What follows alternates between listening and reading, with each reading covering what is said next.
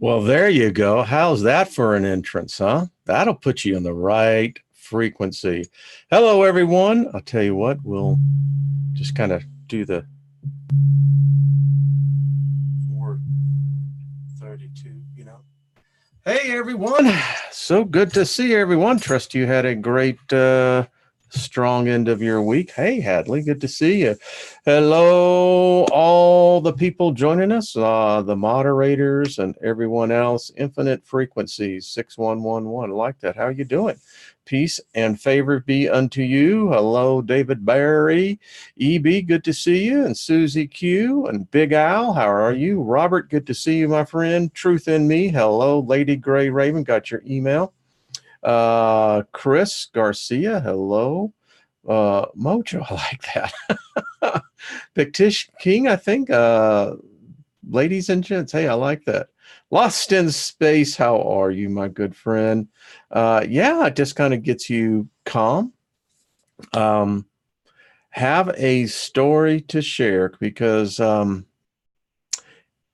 if you follow certain theories in physics about time, different dimensions, different realities.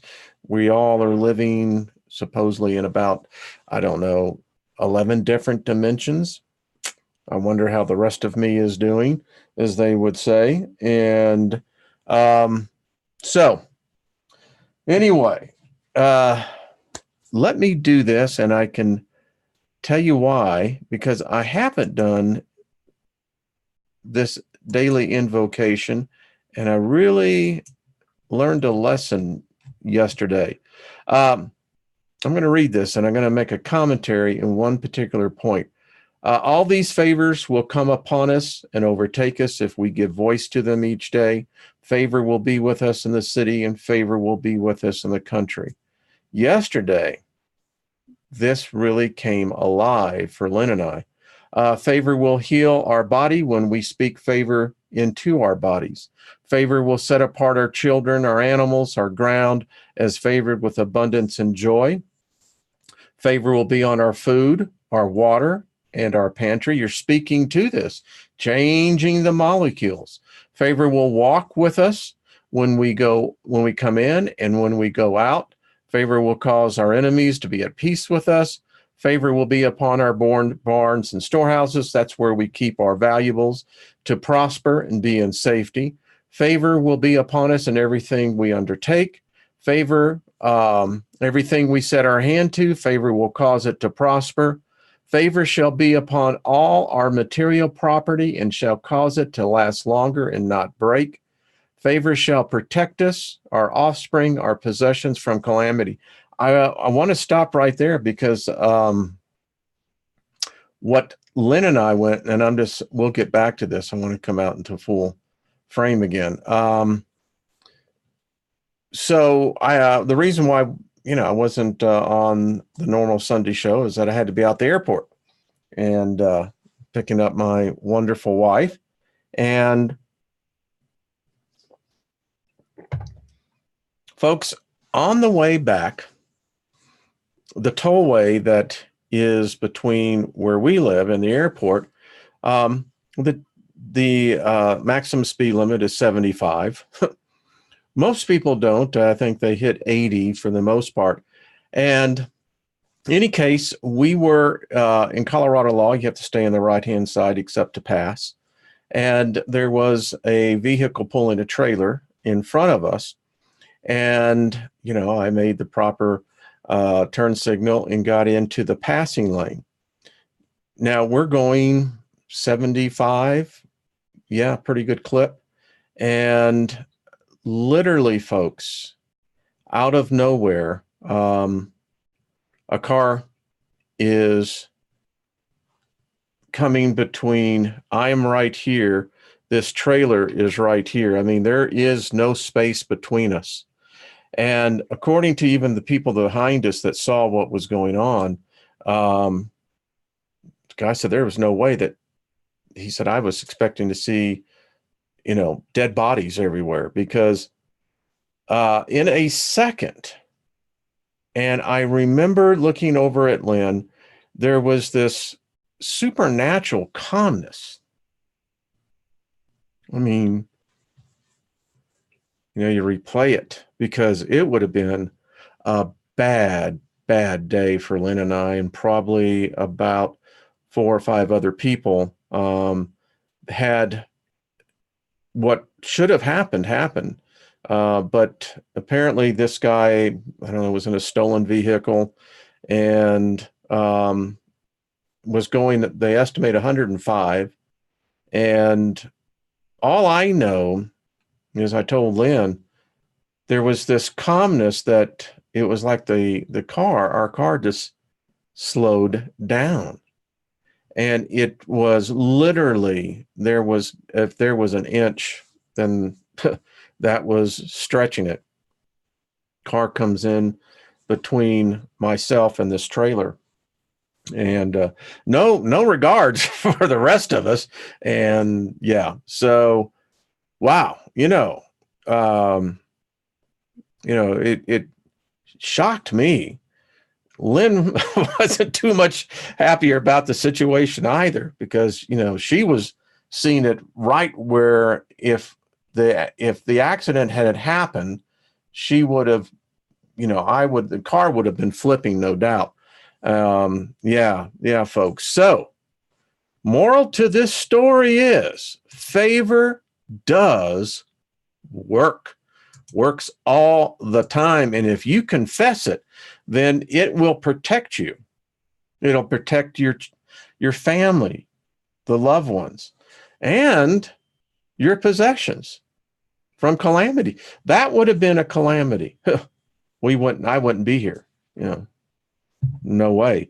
Even if we miraculously would have lived through it, I don't even want to think about it.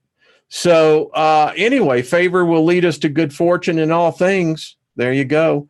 Favor will cause us to be the head, not the tail. Will always cause us to come out on top and not beneath. Will always make us to be above and not below. It will cause us to have favor with the elements and the spirit realm, and it will cause us to be favorable to everyone we meet. They will see us in favor, and favor will seek us out. Favor and protection on this one. And as we say, it will be created in my words, and what was said has been done. Folks, you can believe in whatever you want. I mean, it's all for the path. But wow. As for me, I can tell you, it was, I was in shock. It took me most of the afternoon to really process what's that? Yeah, Big Al. Well, appreciate that. Hello, Miss Lois. How are you doing? Hey, Kay. Hello, Julianne Payne, down from down under. How are you, my dear? Barry, how are you doing? Truth in me. So, infinite frequencies and everyone else. Yeah. I mean, there you go. Favor, folks, favor.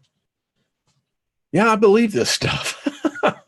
Yeah, just more than a little bit. So anyway, we'll talk more about this when Trina gets on, which will be Wednesday. And then on the 25th, which is a Wednesday in October, Lisa Barnett will be on. So far out with that.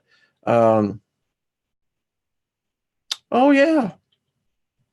Good point, David. And you know what? I think that holds true.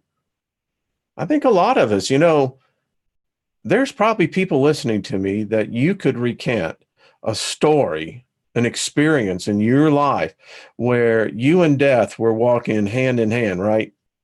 I mean, some of us, it's happened multiple times, and there is a destiny each one of us must fulfill. I'm convinced if you don't do it in this lifetime, you're going to do it somewhere. It may not be on this planet, maybe somewhere else. The universe is a big place, but you will fulfill destiny, your mission. I don't know. We've talked about destiny. It's like, okay, so if destiny exists and that does mean that predeterminism is like everywhere? I don't know. Still that great debate on, do I have free will? So, hey, the Friday night show with Nick, wasn't that really far out? I mean, that was a cool show. So, little follow up. So, I've been doing a little experimenting and, beginning to get charges to crystals and what have you. And subsequently, being able to hook up a voltage meter and beginning to register, what exactly is the strength. And wow, tell you what, folks, I'm going to be documenting this so you can see it yourself. But the crystal within its inert state, it does have a low, very low ohms to it, very low voltage. And when you wrap it in copper and then set a ground and then put into the ground, where the positive negative can make the circuit, it went off the scale. Well, it didn't go off the scale for, all the way on the ohms meter, but wow. I mean, I did not expect to see that type of jump in what is just energy coming right out of the old Mother Earth. So yeah, we're going to do more of this. And it shows you the validity of this crystal network that Karen, Queen of Quartz, David Barry, and Nick Grew, and all the rest of them are working on. It is phenomenal. Ricardo, yes. I actually have that out in the garage. Haven't got that far yet, but yeah, it's it's an electrical magnet. So, yeah, should be interesting. I'm just reading some of the comments. It's like, hey, dude, man, keep your eyes on the road. All right, so let's just get into it then. And again, I just want to say thank you for everyone coming in. This is going to be fun. How does you get 4 thumbs down on when you... Wow, that's pretty cold. I want to tell you what, that's really cold. So what would I have to ask these people who put the thumbs down. So what, are you trying to invoke death upon me? If that's your attitude, and if get the fuck out of here. I don't need you. I mean, go, unsubscribe. That's just bullshit. How dare you? I mean, that is, how low can you be in consciousness? Man, I'm embarrassed to think that we've got people in here of that mentality. That's disgusting.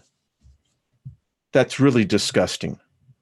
You really need to go and get your head right before you come back into this environment, because if that's where your spirit consciousness is, you are not the type of person I want to be associated with.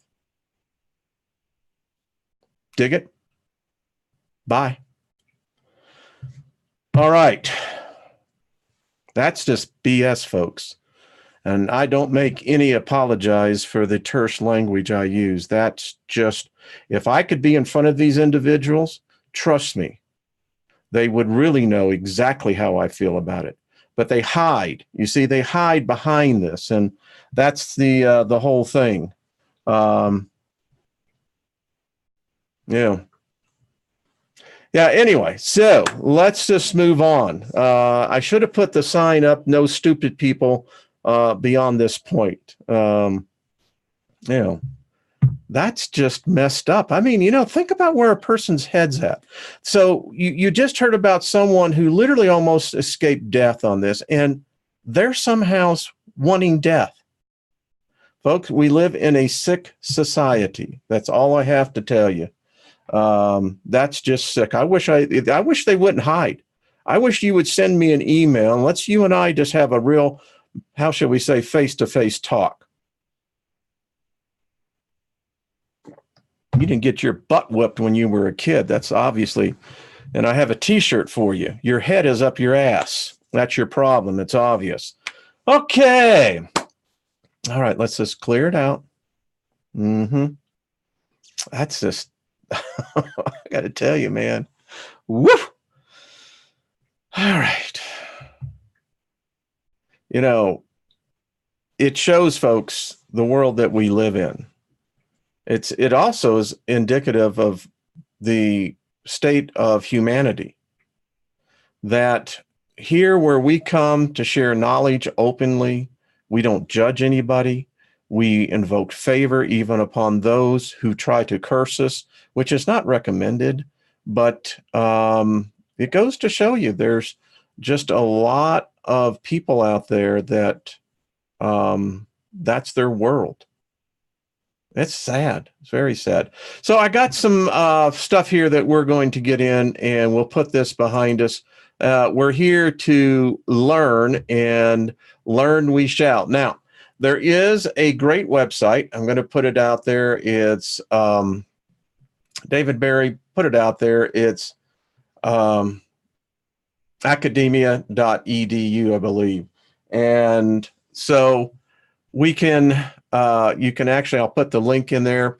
You can have access to, well, tens of thousands, probably hundreds of thousands of academic papers, a lot of thesis for people who are getting their masters. It's quite, you can learn a lot. And so I thought that we would start out on this one.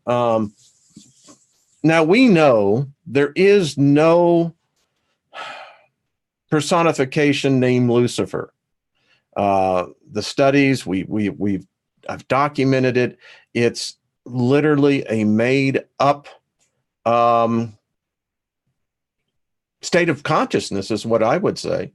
I really wish there was a character, a personification named Lucifer. I'd love to sit down with the being. To me, I think it would be amazing to have a conversation with one who is so vilified, but yet one who brings supposed light and knowledge and wisdom. Go figure. But this is a great little book. You can, you know, as I said, I've left whoever wants the PDFs, let me know. I wanted to bring this out. It says the adverse pathway of the Sabbat lies in the twilight, the space between sleep and dreaming, which the flesh takes flight without weight, to draw towards a communion of those gathered under the fires of the Alphane world. It is the trance which guides the spirits towards this darkness of earth, or the light of the air, where spirits is illuminated in the bountiful light of self-deification. Isn't that interesting? Self-deification. I wonder how many of us have been down to try that. I think there's a lot of that. All right. The Sabbat exists in the mind and is performed in the spirit. Now, this one goes on to say the Luciferian has instinctual knowledge that he or she has opened a current by their own pre-dialection, which intrinsically blends the realm of fantasy within flesh reality. This is deep stuff, folks. I mean, if you get into the psychology, the psychology of this across the board shows you that if you can think it and you focus in on it and you absolutely are 100% convinced, it'll happen. Sometimes we can call this almost, instant manifestation, instant karma. It was what I was thinking. Now, it goes on to say, when one drops to one knee in the forest or hidden place, summons the power of the earth and that which lies in their circle of being, the mind is guided to the celestial and empyrean, meaning the highest heavens, the Sabbat. From those words, chant in waking, can the trance ways be met and the will made flesh. Wow. This is like a piece of beef jerky. It's like, okay, let's chew on this one a little bit, Sam. What? Yeah. It shows you what happens when you can get really in states of mind. It goes on to say the Luciferian path is indeed based in the shadow. The Luciferian is one who begins in darkness, masters the infernal aspects of his or her being, and then seeks to illuminate further the light of imagination, the flame of consciousness, and isolate being. This is known as the black flame. God forms associated with the black flame, and the self-illumination are Lucifer, called Azazel. I think it's Azazel. Yeah, Azazel. What the heck? Come on, Steiger. Set, the Egyptian god. Lilith, the goddess of the Luciferian path. And we know about Lilith. We studied her book. Cain, the isolated one. Lord of magician and witches. And Aram, the dragon of darkness, who takes many forms. Such god forms span various cultures and ages, but their essence lives on in the idea of the Sabbat and the Luciferian witchcraft and sorcery. Okay, so the black flame kind of reminds me of a Dean Koontz book about black lightning. This is interesting. So God forms an association with the black flame and self-illumination. These are Lucifer, called Azazel, Set, all right, and Lilith. Cain is the wild child here. You know, the Christian Bible doesn't give you much on it. In fact, it's rather vague and sparse, but look at that. And Aram, the dragon of darkness. Well, there we go. I think you've got pretty much most of that as they get. Now, the drawings in here are fantastic, folks. They're just great. The initiate begins the path of shadow, from which he or she models from the legend of Lucifer falling from light. It was essential for Azazel to grow. He had to understand and perceive darkness, to taste the shadows, and become as God, the knowledge of good and evil. The initiate of the Luciferian path explores the darkness as a point of development, a testing of spirit, and the possibility of self-isolation. This is a whole different mindset in how, particularly the Western world and its culture, have been taught. This would be kind of stuff that would get you burned at the stake, brother. It says, as the initiate confronts in various forms what is called the devil, the adverse and life-giving spirit, he or she then becomes as the spirit. The witch or sorcerer becomes stronger in their results of magical practice, and they begin to note concrete results within and outside the self. At this point, many will fail. To face the devil or shadow side will often lead the individual to face his or her worst fears and weaknesses, that which can destroy the individual not strong or prepared enough to become as a god or goddess. Wow. This is heavy stuff, isn't it? I mean, where else do you hear this kind of stuff being read, you know? I'm like, yeah, well, this is amazing. we'll just continue another paragraph here. It is at this point that the symbol of the adverse pentagram will begin to resonate within the sorcerer's being. It is more than a symbol. It is a sigil which represents the shadow way and divinity which fell from heaven to taste darkness. The averse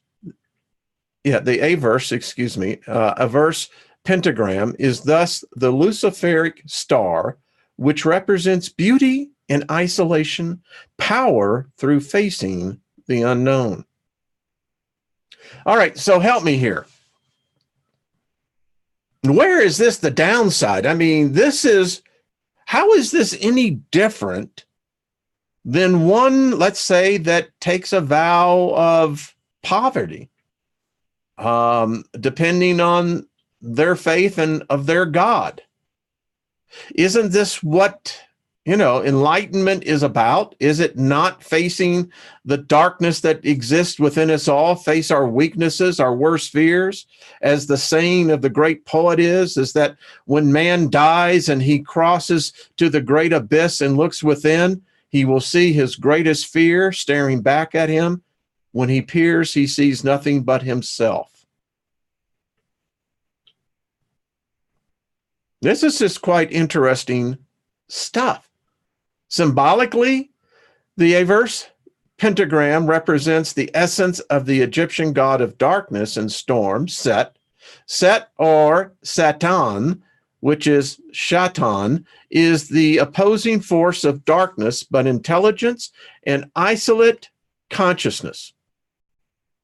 To be Set-like is to be individual, will-driven, and balanced. The center of the averse pentagram is called the eye of Set, or the eye of Satan, the adversary. This symbol also represents the union of the Empyrean, in this context, that which fell from heaven, and the infernal earth base. This is sigilized and explored via the god form Cain, or Tubal Cain, who has been illustrated with horns and cloven hooves, the awakened sorcerer. And there is the algal sigil, 8-pointed chaos star of the averse pentagram in the center. Now, I have something else that goes right with this. I think you're really going to find this interesting. Let me get it pulled up for you so you can actually see what this is. And all of these, by the way, are available if you should so desire. This is just some wild stuff. And like I said, it's not for those who, are still bound or, still indoctrinated in fear. All right, so this is it's a book. It's what it is. It's very lengthy, but it's the little bit I've gotten into thus far. It's a wonderful mind coitus. All right, the children of Cain. So this is a study of modern traditional witches. Now, as I began to do this, I was kind of led down this path. Cain is, I guess you would say, the alpha magician, the alpha sorcerer, the alpha wizard. If you go by the story, which, let me pull this up. So it's this is the kind of stuff that they don't put out there, because for a good reason. Most people would say what? But nevertheless, it is filling in the blanks. Listen to this part. Thus, the children of Cain became the inheritors of the elder worship, the keepers of the wisdom of the elder gods, and the true custodians of sacred knowledge. Now, when we studied the Liber Lilith, Lilith took us and explained to us Cain. And boy, it seems like she was spot on. This is a book I would email me. I'll let you go ahead and read it. We'll probably make some more reference to it. It's good. It will help. And like I said, everything that we've been studying, the sigils, the symbols of Solomon, everything, sigil, it's uncanny to see how it is all wrapped up. And I'm not one who buys the story of Adam and Eve, but it had to start from somewhere. So if we just used patient zero, well, someone started this, and the story definitely is well worth reading. We may get into this more. It all has to do with witchcraft. And the one thing all of us have been told is forbidden. Yeah, it has been. We're coming into October. All Souls Day is coming up. And I thought, what better way to really get into the month of October than let's start beginning to search the background of where all this came from. And listen, when I was in Christianity, this was the stuff that you go to hell about. I mean, you're studying the dark knowledge. Well, I don't even think it was called dark knowledge. It was just called damnation. I mean, talk about laying hands and casting the devil out of you, son. What has gotten into you? You reading that devil crap? What? Yeah. But yeah, when you'd ask the questions, well, where did Cain come from? If it wasn't Eve, and if Adam wasn't his father, well, who was? Well, then wait a minute. Adam wasn't his father. Then who was his father? Oh, well, we don't want to talk about that because then it gets complicated. Was Eve raped? That's kind of where the whole thing starts, and Lilith wasn't going to have any of it. She said, Jack, I ain't about to get on my backside for you or nobody else. I saw that, Jeannie. That's funny. All right. So I found this, and folks, this is going to be one I think you're really going to enjoy. All right. This is the Book of Shadows. This is the Alexandrian Book of Shadows. A lot of different books of shadows. But what I found so interesting, folks, so Wiccan, I've heard a lot about it. I thought I studied, but I had no idea. It was quite fascinating. So give me 1 second here as I get this up. There we go. All right. So these are the laws. I didn't even know there were laws. Yes. The old law. Number 1, the law was made and ordained of old. The law was made for the Wicca to advise and help in their troubles. The Wicca should give due worship to the gods and obey their will, which they ordained, for it was made for the good of Wicca, as the worship of the Wicca is good for the gods. For the gods love the brethren of Wicca. Okay, a lot of different gods. I don't have a problem with that. We know that to be true. All right, number 4, as a man loveth a woman by mastering her. Okay. 5, so should the Wicca love the gods by being mastered by them. Okay. Folks, just take this as it is. You process it and you determine what it is that you come to the conclusion of. I'm just reading.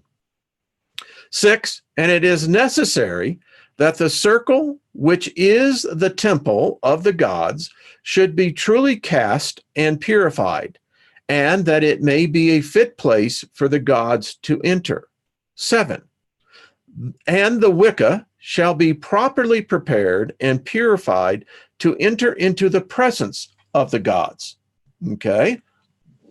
Number 8, with love and worship in their hearts, they shall raise power from their bodies to give power to the gods. Now, this one I found interesting. So we raise the power in us, but we give the power to the gods.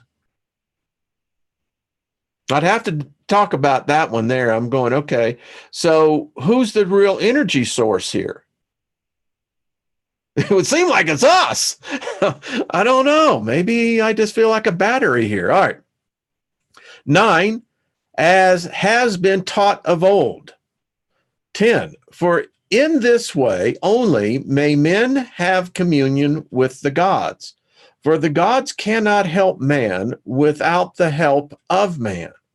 Well, this really does seem symbiotic, doesn't it? The yin and the yang, like one can't exist without the other. Is that's what I'm interpreting this is. It's very different than, okay, I guess I could say maybe this is an example of more free will than any other belief system. I mean, it seems to be that way. All right, so this is the high priestess and the high priest. And the high priestess shall rule her coven as the representative of the goddess. 12, and the high priest shall support her as the representative of the god, capital G. And the high priestess shall choose whom she will, be he of sufficient rank, to be her high priest. 14, for as the God himself kissed her feet in the fivefold salute, laying his power at the feet of the goddess because of her youth and beauty, her sweetness and kindness, her wisdom and justice, her humility and generosity. 15, so he resigned all of his power to her. But the high priestess should ever mind that the power comes from him. It is only lent to be used wisely and justly. And the greatest virtue of the high priestess to be that she recognize that youth is necessary to the representative of the goddess. There you go. So she will gracefully retire in favor of a younger woman, should the coven so decide in council. For a true high priestess realizes that gracefully surrendering pride of place is one of the greatest virtues, and that thereby she will return to the pride of place in another life with greater power and beauty. Security. Found this one interesting. In the old days, when witchdom extended far, we were free and worshipped in all the greater temples. But in these unhappy times, we must celebrate our sacred mysteries in secret. So be it ordained that none but the Wicca may see our mysteries, for our enemies are many, and torture loosens the tongue of men. And it gets interesting from here, folks.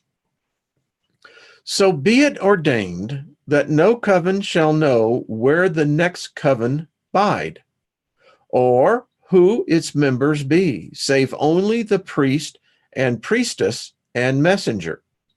And there shall be no communication between them, save by the messenger of the gods or the summoner. And only if it be safe may the coven meet in some safe place for the great festivals. And while there, none shall say whence they came, nor give their true names. To this end, that if any be tortured in their agony, they may not tell if they do not know.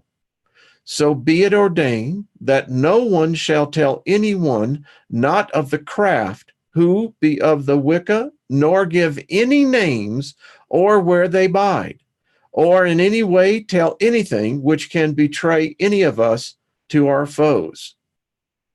You can obviously know when this was written. Yeah. And I ask you, when you look at dedication of faith, how is this any different that the Christians try to say that they're somehow more superior in their persecution? They're the ones that did this. Wasn't the Wicca. The witches never burned anyone at the stake, never tortured them. Makes you wonder whose side is the right side, doesn't it? Nor may he tell where the covenant be, or the covenstead, or where the meetings be. And if any break these laws, even under torture, the curse of the goddess shall be upon them, so that they may never be reborn on earth and may remain where they belong in the hell of the Christians. Well, okay. Take that. Wow.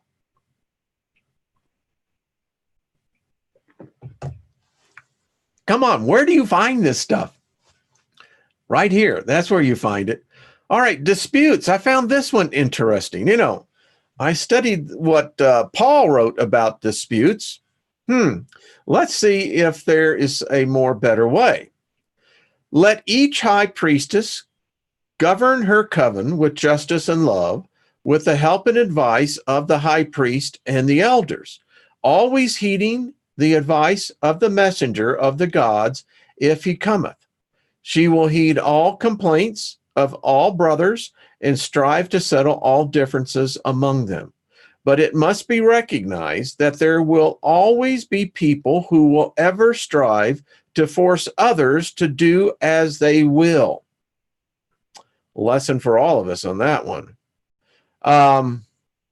These are not necessarily evil, and they oft have good ideas, and such ideas should be talked over in council.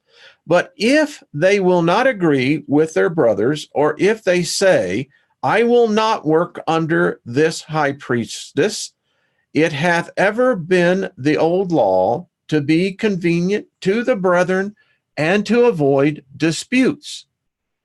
Any of the third may claim to find a new coven because they live over a league away from the covenstead or are about to do so.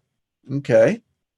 Anyone living within the covenant and wishing to form a new coven shall tell the elders of their intention, and on the instant avoid their dwelling and remove to the new covenant. Members of the old coven may join the new one when it is formed, but if they do, they must utterly avoid the old coven. The elders of the new and old coven should meet in peace and brotherly love to decide the new boundaries. Seriously, I mean, this is like, okay, I'm trying to balance out and see where's this bad. I don't know. Those to the craft who dwell outside both covenants may join either, but not both. Wow. Though all may, if the elders agree, meet for the great festivals, if it be truly in peace and brotherly love. By splitting the coven oft means strife. So, for this reason, these laws were made of old, and may the curse of the goddess be on any who disregard them. So be it ordained. Wow, that's serious stuff. Gilmore's, let's read about this, the grimoires. All right. If you would keep a book, let it be in your hand of right. Let brothers and sisters copy what they will, but never let the book out of your hands, and never keep the writings of another. When I read this, now this is, 300, 400, 500 years old. It tells you what they thought about writing. For if it be found in their hand of right, they may be taken and arraigned. Let each guard his or own writings and destroy them whenever danger threatens. Learn as much as you may by heart, and when danger is past, rewrite your book and it be safe. For this reason, if any die, destroy their book, and they have not been able to. Oh, okay. For if it be found, this clear proof would be against them. And our oppressors know well we may not be a witch alone. So all their kin and friends be in danger of torture. So destroy everything, not necessarily. If your book be found on you, 'tis elder is clear proof against you alone, you may be arraigned. So being arrested apparently isn't a fun thing to do. Now, persecution. So they were instructed in this. And I've done a video on this in, breaking the God spell. I mean, it was terrible with, and the women, yeah. All right. Keep all thoughts of the craft from your mind. This is why you're being tortured. If the torture be too great to bear, say, I will confess I cannot bear this torture. What do you want me to say? If they try to make you speak of the brotherhood, do not. But if they try to make you speak of impossibilities, such as flying through the air, consorting with a Christian devil, or sacrificing children, or eating men's flesh, to obtain relief from the torture, say, I had an evil dream. I was beside myself. I was crazed. Not all magistrates are bad. If they be an excuse, they may show mercy. If you have confessed aught, deny it afterwards. Say that you babbled under torture. Say you knew not what you said. If you are condemned, fear not. Check this out, folks. So these that are going to the pyre, The brotherhood is powerful and will help you to escape if you stand steadfast. But if you betray, ought there be no hope for you in this life or in that to come. Be sure, if steadfast, you go to the pyre, drugs will reach you. You will feel nothing. You go to death and what lies beyond the ecstasy of the goddess. Wow. Wow. I wish I had this when I was doing the breaking of the God spell, because it really puts in context a lot of the drawings that we had from that era. I mean, and you got to ask yourself, so what is the Christian church so afraid of? I mean, notice that they say it's the Christian devil, the Christian sacrificing children. I know exactly where that came from. Tools. To avoid discovery, let the working tools be as ordinary things that any may have in their houses. Let the pentacles be of wax, so that they may be broken at once or melted. Have no sword unless your rank allows it. Have no names or signs on anything. Write the names and signs of them in ink before consecrating them, and wash it off immediately and afterwards. Let the colors be of the hilts tell which is which. Do not engrave them, lest they cause discovery. Let's just talk about this rationally. Isn't this the persecution that the Christians were saying that they were under with the Romans? Right? Isn't this what established their saints, their whole trickster of the religion itself? And look who's doing this. Yeah, the very ones that were bitching before. And I'm still trying to figure out, so where is the bad God in them? Where's this thing that, is sending innocent men, women, and children, burning at the stake? That happened right here in America. Conduct.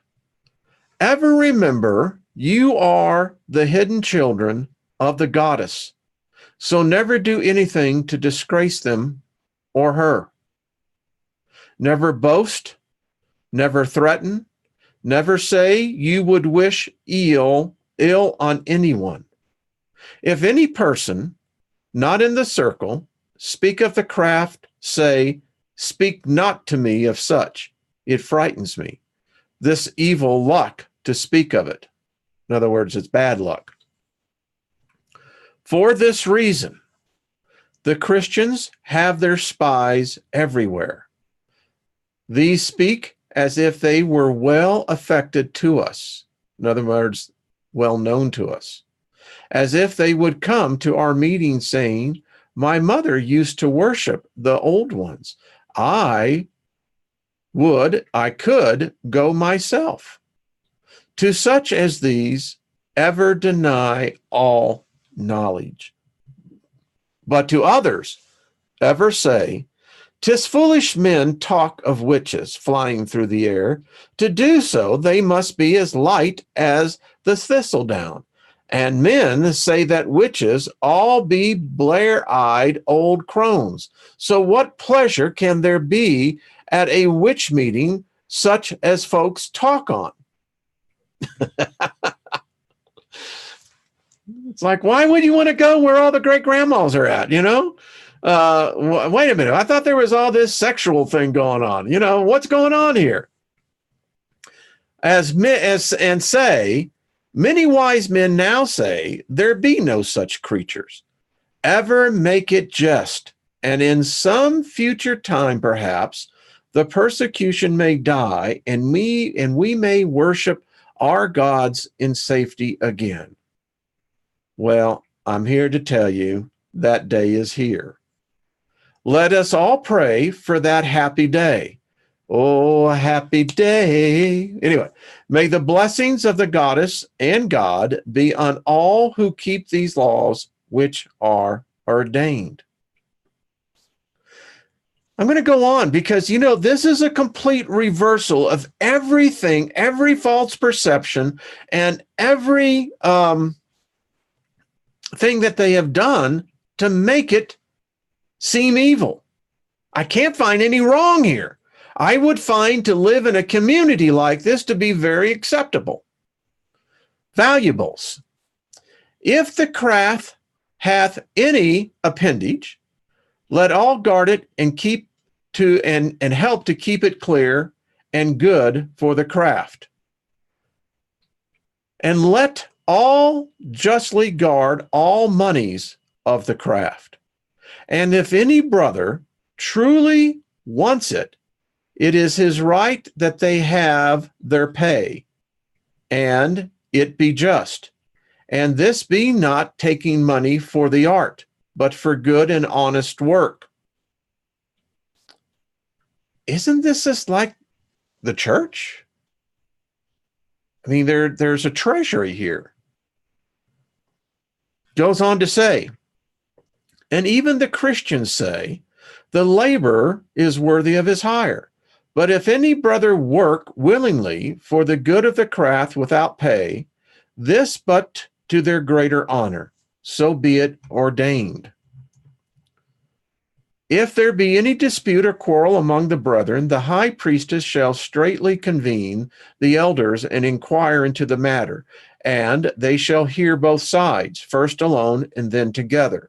And they shall decide justly, not favoring one side or the other, ever recognizing there be people who can never agree to work under others. But at the same time, there be some people who cannot rule justly. To those who must ever be chief, there is one answer. void the covenant and seek another one, or make a covenant of your own, taking with you those who will go. To those who cannot rule justly, the answer be, those who cannot bear your rule will leave you. For none may come to a meetings with those whom they are at variance. Wow, it means if you got a beef, yeah, that's interesting. All right, so an either cannot agree, get hence, for the craft must ever survive, so it be ordained. Curses. Let's find out about this. In the olden days when we had power, so there was a time on earth when they ruled and had power, we could use the art against any who ill-treated the brotherhood. But in these evil days we must not do so, for our enemies have devised a burning pit of everlasting fire, into which they say their God cast all the people who worship him, except it be the very few who are released by their priests, spells, and masses. And this be chiefly by giving money and rich gifts to receive his favor, for his great God is ever in need of money. We're going to go a little bit over. I mean, folks, I could get into this deeply, but let's go on. But as our gods need our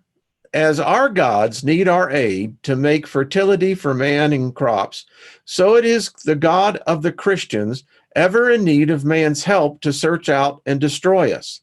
Their priests ever tell them that any who get our help are damned to this hell forever. So men be mad with the terror of it.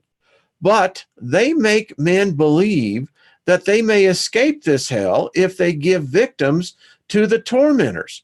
So for this reason, all be forever spying, thinking, I can catch but one of these Wecca. I will escape from the fiery pit. For this reason, we have our idols, and men searching long and not finding, saying, there be none. If there be, they be in a far country. But when one of our oppressors die, or even be sick, ever is the cry, this bewitches malice, and hunt is upon them. And though they slay 10 of our own to one of ours, still they care not. They have countless thousands. Wow. While we are few indeed, so be it ordained, that none shall use the art in any way to do ill to any. However much they may injure us, harm none. And now times many believe we exist not. That this law shall ever continue to help us in our plight. No one, however great an injury or injustice they receive, may use the art in any way to do ill or harm any. But they may, after great consultations with all, use the art to restrain Christians from harming us, brothers, but only to constrain them and never to punish. To this end men will say, such a one is a mighty searcher out and a persecutor of old women, whom they deemed to be witches, and none hath done him harm. So it be proof that they cannot, or more truly, there be none. For all know full well that so many folks have died because someone had a grudge against them, or were persecuted because they had money or goods to seize, or because they had none of the bribe the searchers.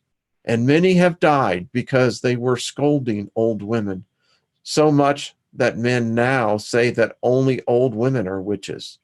This be to our advantage, and turn suspicions away from us. In England and Scotland, this is now many a year since a witch hath died to death, but any misuse of the power might raise the persecution again. So never break this law, however much you are tempted, and never consent to it being broken in the least. If you know it is being broken, you must work strongly against it. and any high priestess or high priest who consents to its breach must immediately be deposed for the blood of the brethren they endanger. Do good, and it be safe, and only if it be safe, and keep strictly to the old law. Wow. Okay. That's just freaking fascinating. Wow. I mean, seriously. Folks, hey, David Barry, what do you think of that? Is that not just amazing? Julianne, the rest of all of y'all, I mean, what are we reading here? I mean, this could almost sound like you're reading something in the New Testament, in the book of Acts. I mean, where's the evil here? I don't see it. I don't even feel it. I feel great compassion. I mean, we're going to get into some more of it. Here's the other thing. They strictly forbid the taking of money of any kind when the craft is being used. You're cursed if you take money because of the craft. At least that's what the old laws say. We'll read that tomorrow. I mean, yeah, Robert, it's mind-blowing. I mean, I could literally take, I'm sure with Jeffrey Doherty could do the same thing, and literally take a verse, word, well, line by line, critical comparative analysis to what you read, the Pauline epistles, to what we're reading here. And yet, have you noticed that there is no name of the gods or goddesses? We're going to get more into that. Big Al, you be welcome. I appreciate it. So, folks, 9 thumbs down. I love it. That's all right. You know what? It's just the way it is. And we all learn. We all learn. And so we just invoke favor on them. And, that's all I got to say. The veil is dropping. Who wrote that? Wayne Murray, you are absolutely right. The veil is dropping. I mean, I challenge anyone of the Christian faith, show me where these people were wrong. They didn't worship your Christian Satan. They didn't worship your Christian Lucifer. They didn't, they had names for those. And so here we are. So why the persecution?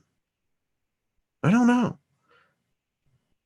It's weird. And trust me, that mindset still is here today. Just read a story where one priest was saying that the exorcisms are getting much more dangerous and much more difficult. Wait a minute, thought your guy was the guy who, ruled everything. All right, folks, we're going to continue on. I love this stuff. It's fascinating, it's educational, and it gives us a balanced look on everything. Not that any one side is right or wrong. It's the fact that we need to weigh everything. And this is interesting knowledge. You want the PDFs, I'll be more than happy to send them to you. You can do your own studying, do your own analysis, but it's becoming very plain. Something ain't right here. I mean, something's just not right here. Just, it's like, okay. So why would they, what? All right, folks. Thank you. I'm a passionate guy, and I don't like it when I would never harm you, never wish harm upon you. Don't do that. And, but we do have feelings, as the spirits told us. They have feelings as well. And no doubt yesterday was an intervention of, that's all I got to say. There was divine protection there. And so here I am. I didn't leave. And so I'm back. All right, folks. All right. Appreciate you very much. Thank you. And I'll see you tomorrow. All right. Bye-bye.